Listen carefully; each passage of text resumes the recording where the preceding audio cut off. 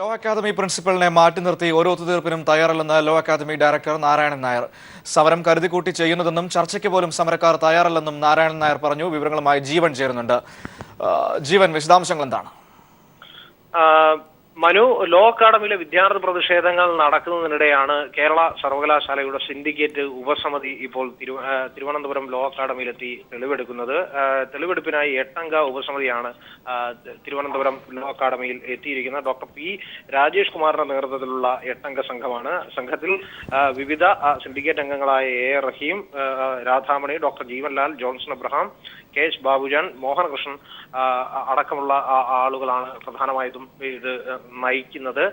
വിദ്യാർത്ഥികളിൽ നിന്നും മാനേജ്മെന്റിൽ നിന്നും ഇപ്പോൾ സിൻഡിക്കേറ്റ് ഉപസമിതി തിരുവനന്തപുരം ലോ അക്കാദമിയിൽ മൊഴിയെടുത്തുകൊണ്ടിരിക്കുകയാണ്. മൊഴിയെടുക്കുന്നതിന് മുമ്പായി സിൻഡിക്കേറ്റ് ഉപസമിതി അംഗങ്ങൾ നമ്മളുമായി സംസാരിച്ചു, മാധ്യമപ്രവർത്തകരുമായി സംസാരിച്ചു. ഒരു തരത്തിൽ ന്യായവും നിഷ്പക്ഷവുമായ രൂപത്തിലായിരിക്കും തെളിവെടുപ്പ് നടത്തുക എന്നും റിപ്പോർട്ട് സമർപ്പിക്കുന്നതിന് മുമ്പ് വരെയുള്ള തീയതികളിൽ വിദ്യാർത്ഥികൾക്ക് ഈ കാര്യത്തിലുള്ള അവരുടെ പരാതികൾ സമർപ്പിക്കാവുന്നതാണെന്നും സിൻഡിക്കേറ്റ് ഉപസമിതി മാധ്യമപ്രവർത്തകരോട് പറഞ്ഞു. ഇതിന്റെ അടിസ്ഥാനത്തിൽ ഇപ്പോൾ സമരം ചെയ്യുന്ന വിദ്യാർത്ഥികളിൽ നിന്നുള്ളവർ എത്തി ഇപ്പോൾ രേഖാമൂലം അവർക്ക് പരാതി നൽകിക്കൊണ്ടിരിക്കുകയാണ്. ആ സിൻഡിക്കേറ്റ് ഉപസമിതി യോഗം നടക്കുന്നിടത്തേക്ക് ഉപസമിതി യോഗം ചേരുന്നതിന് മുന്നോടിയായി ആദ്യം ഡയറക്ടർ കുലിയക്കോട് നാരായണൻ നായർ, ലോ അക്കാദമിയുടെ മാനേജർ കൂടിയായ കുലിയക്കോട് നാരായണൻ നായർ എത്തി. അദ്ദേഹം തുടർന്ന് മാധ്യമങ്ങളുമായി സംസാരിച്ചു.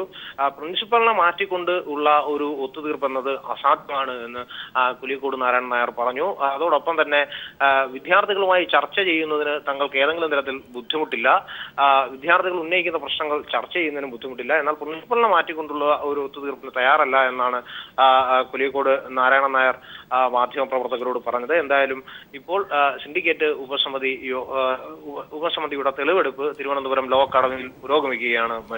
ശരി, ജീവനാണ് തിരുവനന്തപുരത്തു നിന്നും വിവരങ്ങൾ നൽകിയത്.